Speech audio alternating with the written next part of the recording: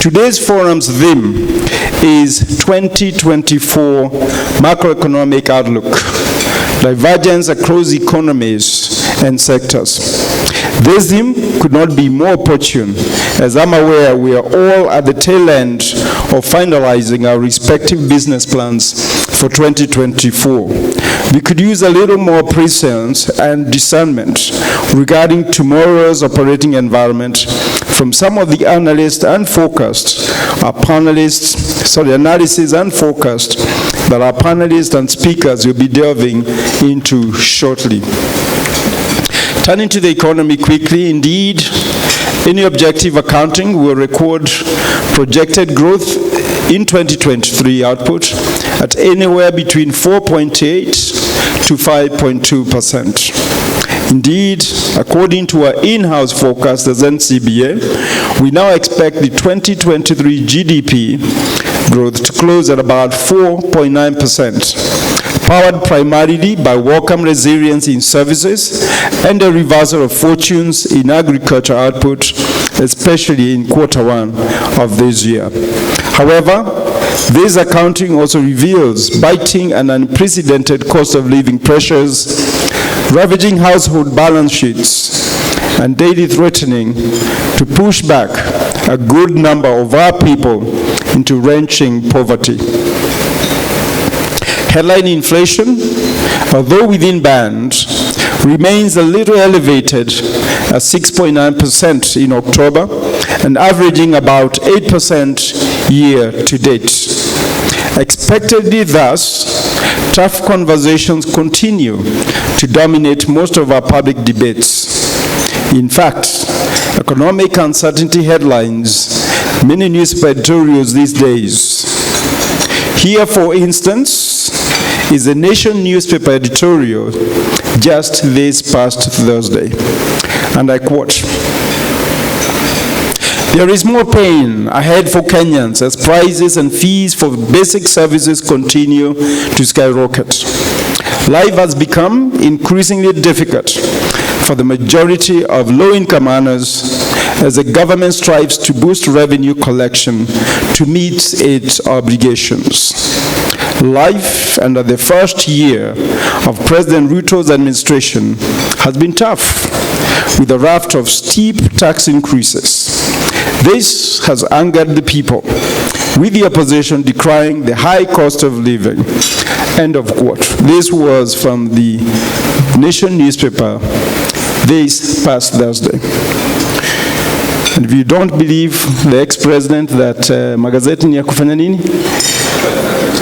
Ya kufunga nyama, at least let's remember that one quote. End of quote. Evidently, in important respects, it would seem that the gulf between lived experience at the household and enterprise level and reported national account numbers appears to have widened in the recent past. In America, they say that what Wall Street experiencing has not made its way onto Main Street.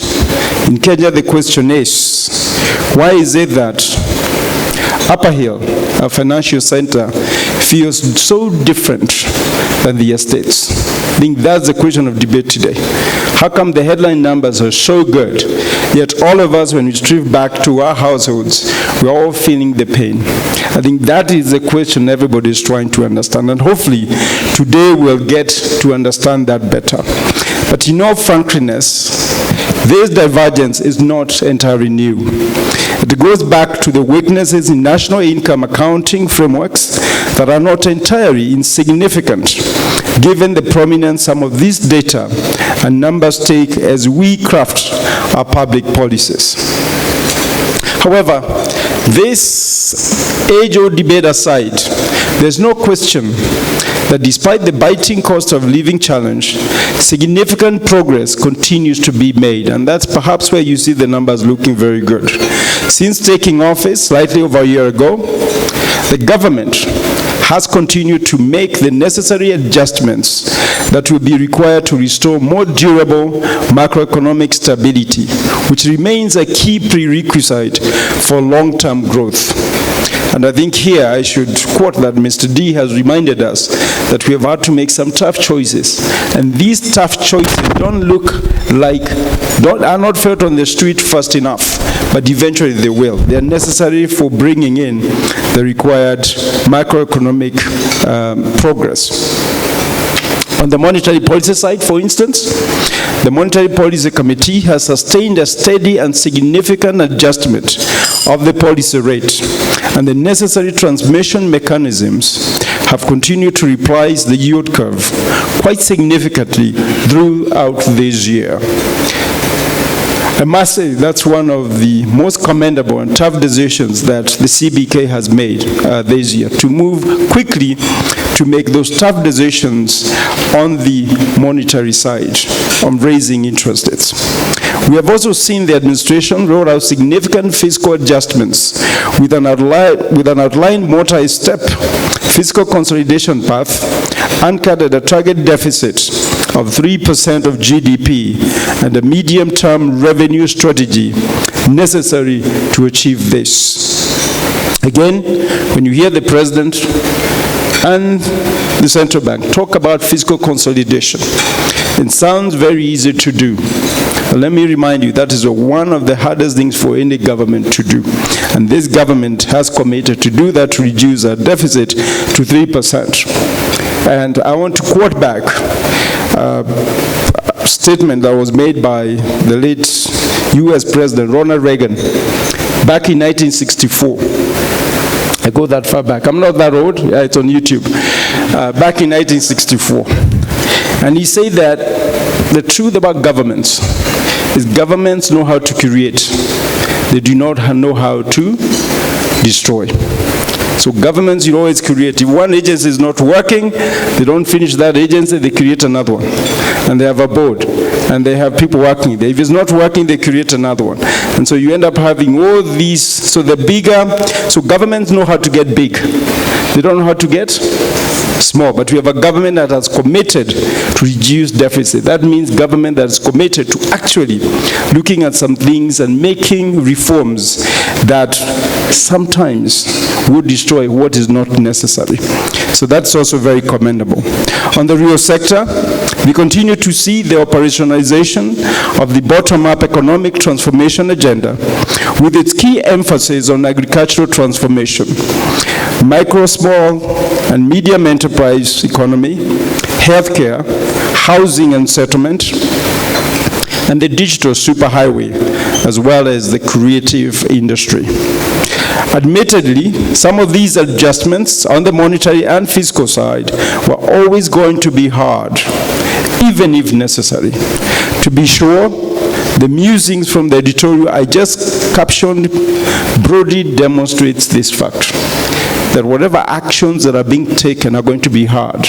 And obviously the editorial was really reflecting what we feel on the states as opposed to how we feel, as I said, in Upper Hill, the financial district. With these growth positive adjustments, we now expect, as I said before, GDP to grow at 4.9% in 2023 and indeed maintain the current trends into 2024. So looking ahead, our internal forecast projects GDP to grow by about 5.1% in 2024. That's very positive.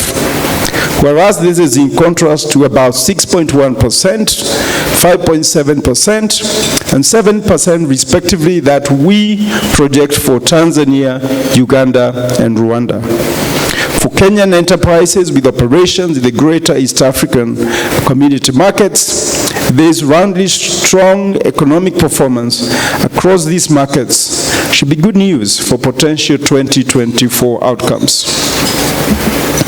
More specifically for Kenya, though we expect the projected growth to come with pronounced divergence across the different economic sectors, we expect the services sector to register good performance in 2024.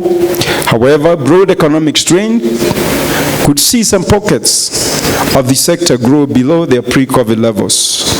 Agricultural output, on the other hand, is likely to expand by about 5% according to our projections, To be sure, we expect agri-export flows, including coffee, tea, and horticultural crops, to remain within their long-term average trend that we have seen before.